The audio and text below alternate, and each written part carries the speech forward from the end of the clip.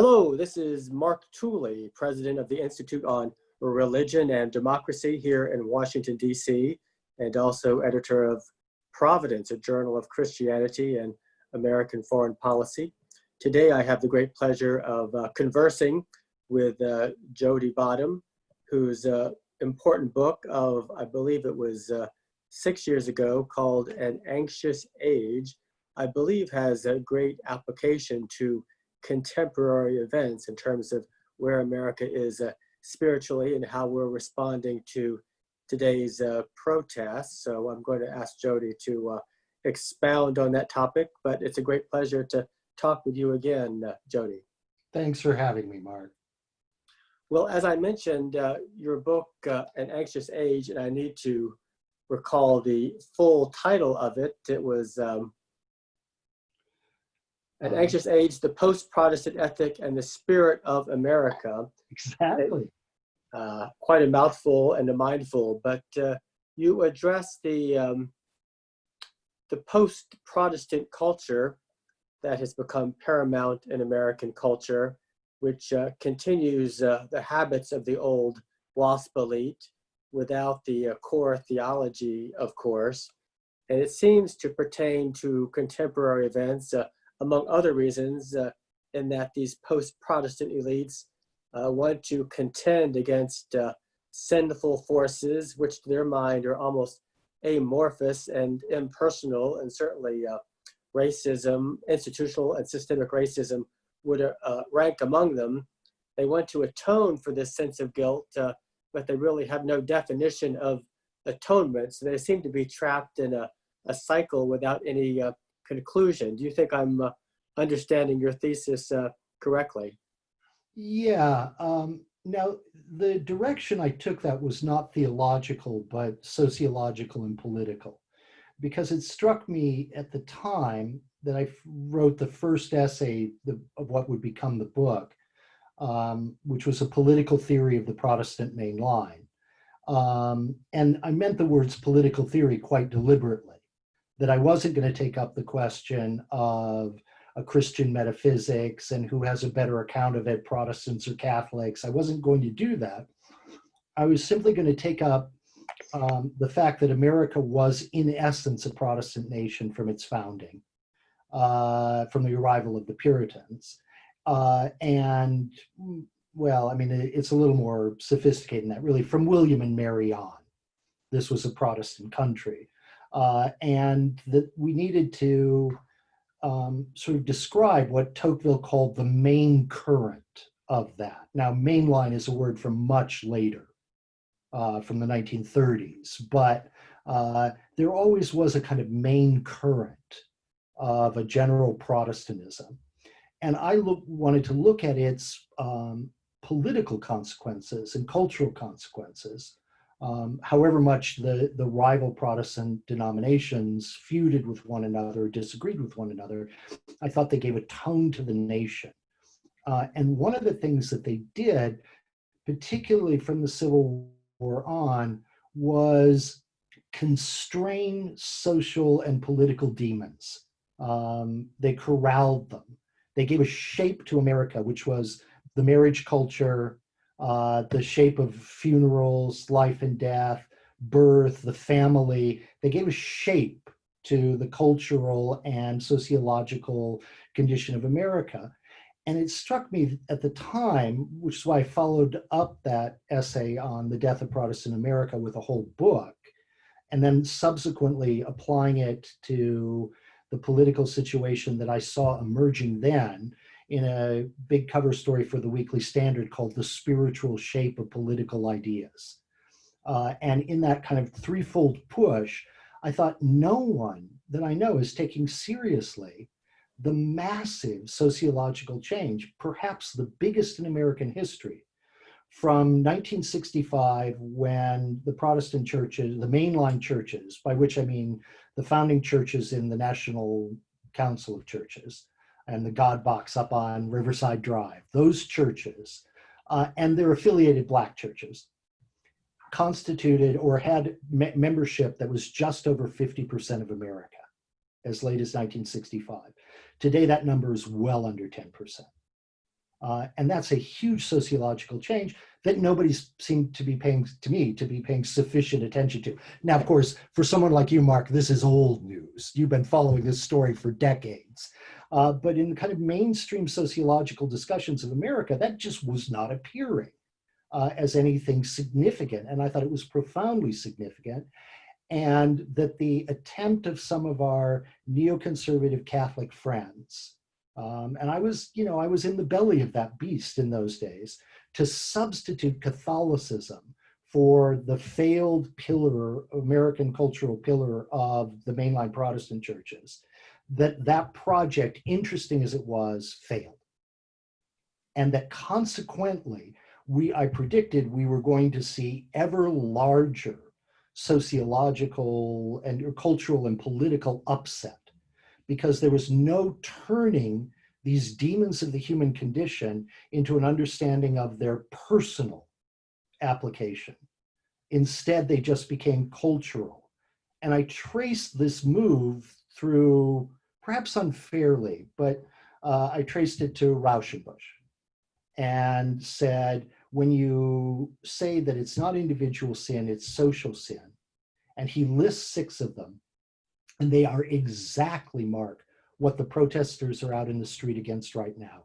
It's what he called bigotry, which we use the word racism for. It's militarism, it's authoritarianism, and he names these 6 social sins, and they are exactly the ones that the protesters are out against.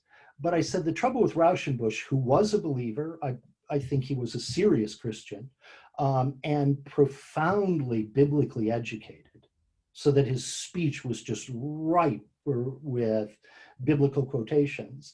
The problem with him is the subsequent generations don't need the church anymore.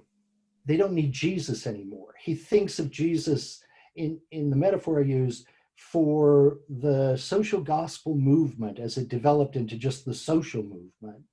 Christ is the ladder by which we climb to the new ledge of understanding.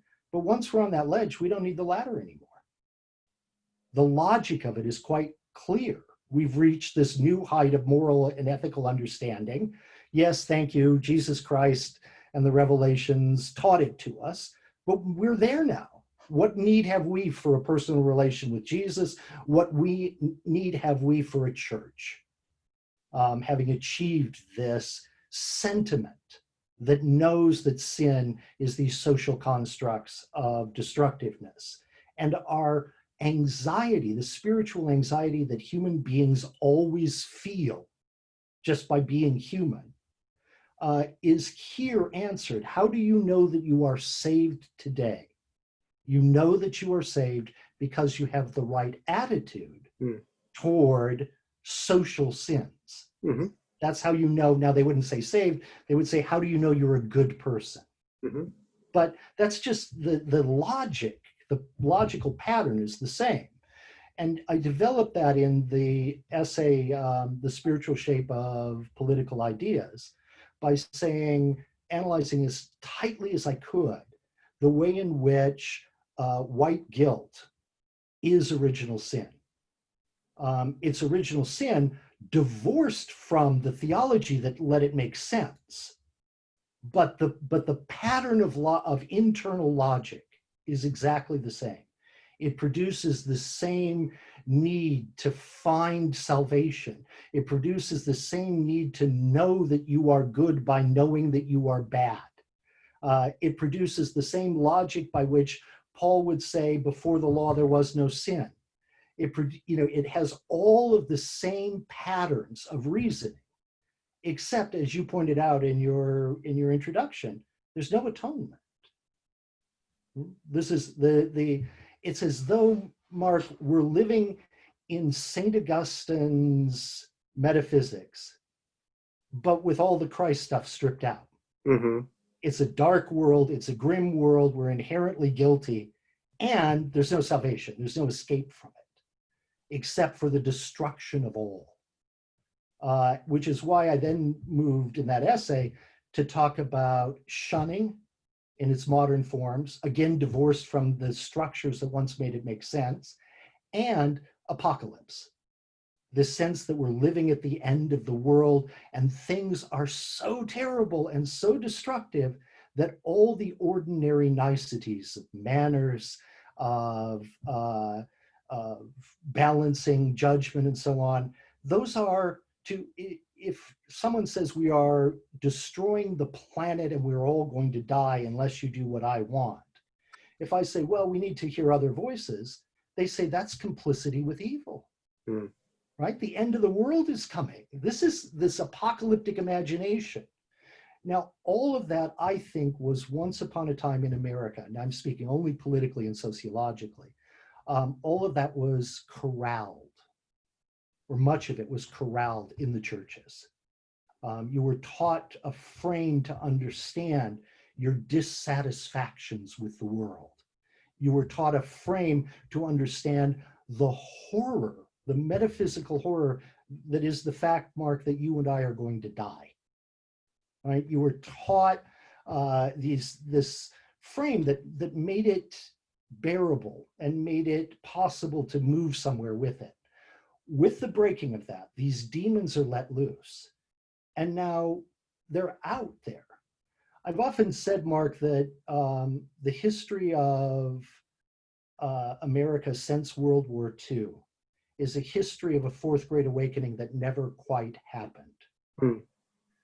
In a sense, what I see now, what I've seen for some years building and is now taken to the streets once again, is the fourth great awakening, except without the Christianity. Mm. It's this, I see, in other words, what's happening out there as spiritual anxiety. But spiritual anxiety occurring in a world in which these people have no answer. They just have outrage. And it's an escalating outrage. This is where, you know, the thinker who's been the single most influential thinker on my thought, modern thinker, is René Girard. And René Girard's idea of the escalation of mimetic rivalry, the ways in which we get ever purer and we seek ever more tiny examples of evil that we can scapegoat, and we enter into competition to see who's this rivalry, to see who is more pure. This is exactly the motor, on the Girardian motor, on which my idea of the spiritual anxiety runs. And so, you know, statues of George Washington are coming down now. And once upon a time, in the generation that I grew up in, or the generation that you grew up in, George Washington was, you know, there were bad things to say about him, but this was tantamount to saying America was a mistake. And of course, these people think America was a mistake, mm-hmm. because mm-hmm. they think the whole history of the world is a mistake. There's this outrage. And the outrage, I think, is spiritual. And that's why it doesn't get answered when voices of calm reason say, well, let's consider all sides. Yes, that there were mistakes that were made and evils that were done, but let's try to fix them.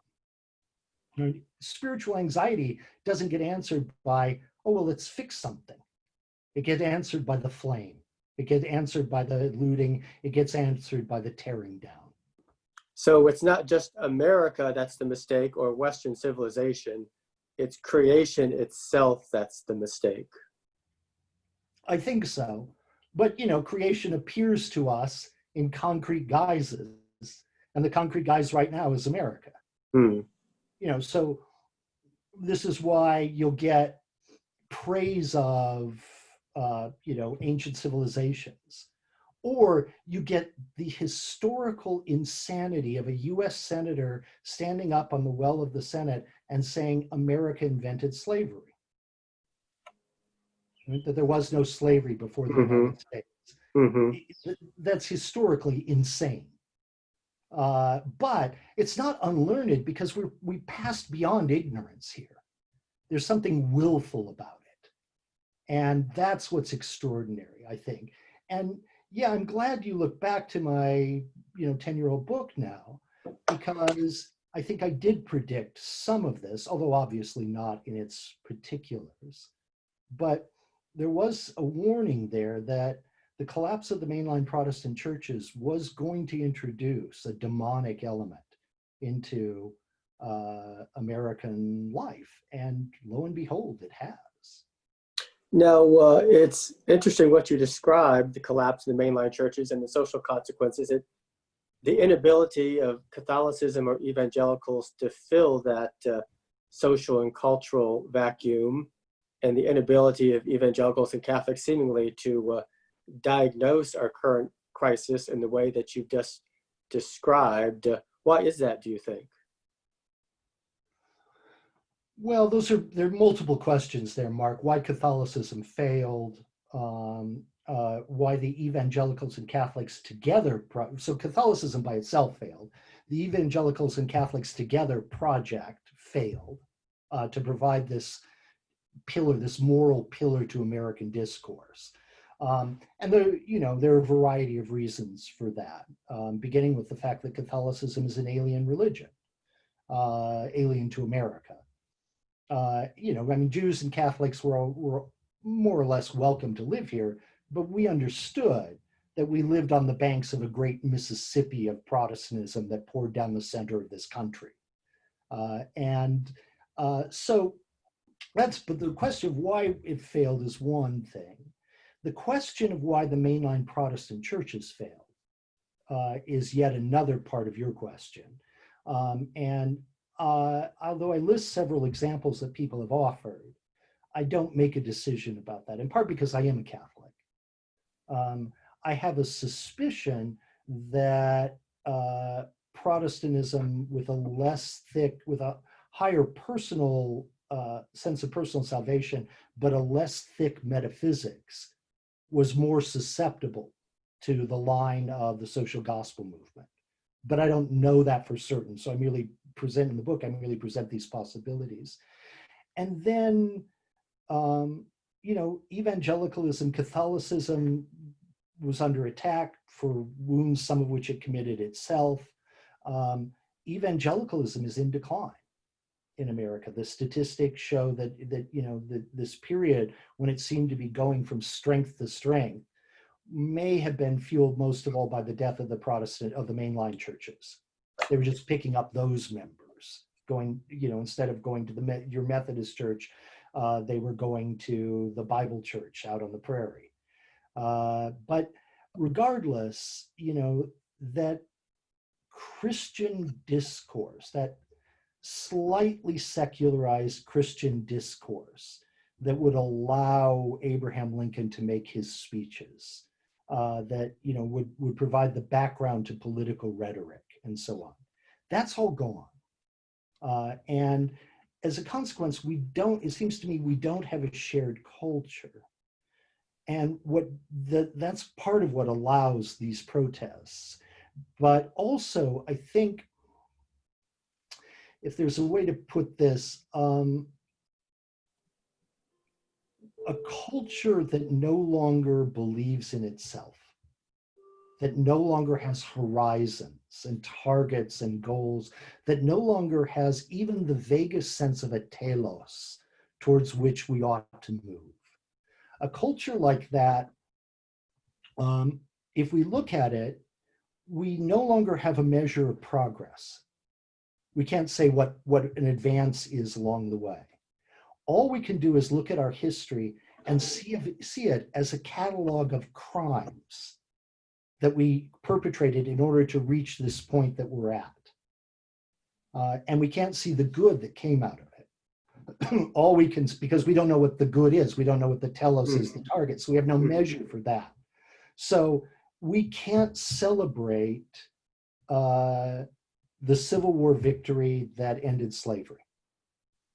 All we can do is condemn slavery, right? We can't celebrate the victory over the Nazis. We have to, in World War II, all we can do is decry militarism.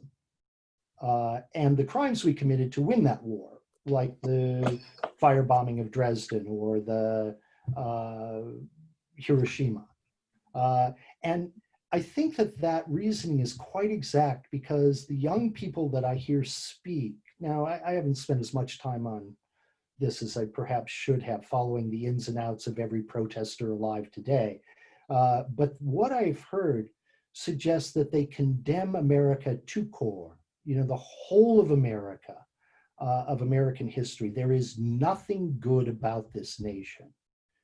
And there it seems to me the reasoning is quite exact. Unable to see a point to America, unable to see a goal. They are quite right that all they can see are the crimes. Whereas you and I are capable of saying, yes, slavery was a great sin, and we got over it. And then the post-Reconstruction settlement of Jim Crow was a great sin, but we got over it. And we still are committing sins to this day, but the optimism of America is that we'll get over it. We will find solutions to these because we feel that we are a city on a hill, that we feel that we are heading somewhere. The telos may be vague, maybe inchoate, but its pull is real for people like you and me, Mark. These young people who, I think partly because they've been systematically miseducated, don't have any feeling for that at all. And because they don't, I think they are actually being quite rational in saying America is just evil. It's a history of sin. So these protests seem to lack any sense of redemption, personal or social, and no sense of providence. There is no historical destination for them. You and I do believe in redemption and in providence. So in conclusion, what words of hope would you have in terms of surviving and coming out of the present moment? I think it'll pass. These things pass. There are various rages that take to the streets, but they are, to some degree, victims of their own energy. They burn out. And I think this one will burn out. The thing that we are not seeing now, in fact, we're seeing the opposite, is someone standing up to them. The New York Times firing of its op-ed page editor over publication of an op-ed from a sitting US senator is really quite extraordinary if we think about it. But I don't believe institutions can survive if they pander in this way. And I think eventually we'll get one standing up. I haven't heard yet from the publisher of J.K. Rowling, the Harry Potter authors, whose the staff of her publishing house has declared themselves unwilling to work at a publisher that would publish a woman with such retrobate views of transgenderism. If the publisher doesn't stand up to her, I think we may be in for another year of this. But I have a feeling she sells so well that I don't believe the publisher is going to give in. And if we have one person saying, that's interesting, but if you can't work here, you can't work here, goodbye. The first time we see that, and they survive the subsequent Twitter outrage, I think we'll see an end to the current cancel culture, which is, of course, the most insidious of the general social. The burning of statue, the burning and the breaking of statues is physical, but the most destructive cultural thing right now is the cancel culture that gets people fired and their relatives fired and the rest of it. I think that has to end. And I imagine it will the first time somebody stands up to them and survives. Jody Bottum, author and commentator, thank you for a fascinating conversation about our current anxious age. Thanks, Mark.